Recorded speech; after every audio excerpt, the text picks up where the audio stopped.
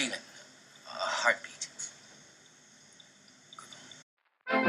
We interrupt your viewing with a short educational interlude about the heart from Dr. Glover. I'm seeking aim to educate you on the topic of heart failure, a largely preventable yet pressing problem in today's society.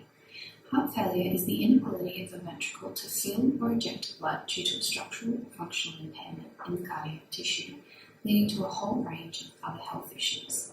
Let's first discuss how a healthy heart should function. Deoxygenated blood flows in from the tissues into the superior and inferior vena cava. The right atrium receives the used blood and pumps it through the tricuspid valve into the right ventricle. This ventricle contracts and sends blood into the pulmonary artery, which leads to the lungs for oxygenation. The oxygenated blood is carried back to the heart by the pulmonary vein and into the left atria. Importantly, the left ventricle, a normally strong and thick cardiac muscle, contracts, adequately pushing blood through the pulmonary valve and into the aorta for circulation to oxygen-depleted tissues. There are a few stages of heart failure. Left-sided heart failure, which can be caused by two different factors, then right-sided heart failure, then congestive heart failure. Left-sided heart failure is, as the name suggests, damage to the left side of the heart, particularly the ventricle. The first type of left-sided heart failure is systolic failure, which occurs when the left ventricle becomes weakened and dilated. Conversely, the second type of left-sided heart failure is diastolic failure, when the left ventricle becomes stiff and large. In turn, both situations prevent the left ventricle from effectively contracting to pump blood out of that chamber. This leaves a surplus of blood to bank up in surrounding areas, including the lungs. This creates a backflow and damage to the right side of the heart. This leads us to the second stage of heart failure, right-sided heart failure, which, as mentioned, happens when the increased pressure in the lungs creates damage to the right side of the heart. When this pressure increase occurs, the right ventricle loses its contractility to pump deoxygenated blood into the lungs. Again, a bank-up of blood occurs in the surrounding veins and tissue.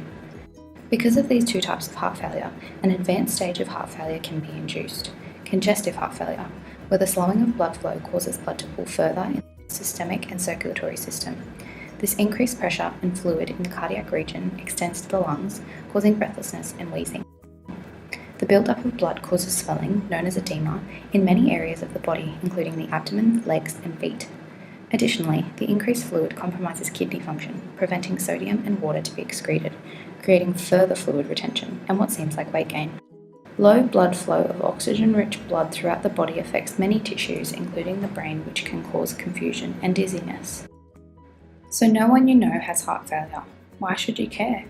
Well, many people you know might have experienced more common conditions such as a history of heart attack, diabetes, coronary heart disease, or other factors contributing to heart failure. Heart failure is often associated with other conditions that slowly or suddenly compromise the heart, causing that weakening or stiffening that we spoke about earlier. Other risk factors linked to heart failure include age, high blood pressure, obesity, and smoking. These factors compromise health again by damaging the cardiac tissue, making someone more susceptible to heart failure. Additionally, the condition is more common than you would think. It is estimated that 480,000 people, or 1 to 2% of Australians, suffer from heart failure, with women, Aboriginal and Torres Strait Islander people, and people living in rural and remote communities experiencing high prevalence.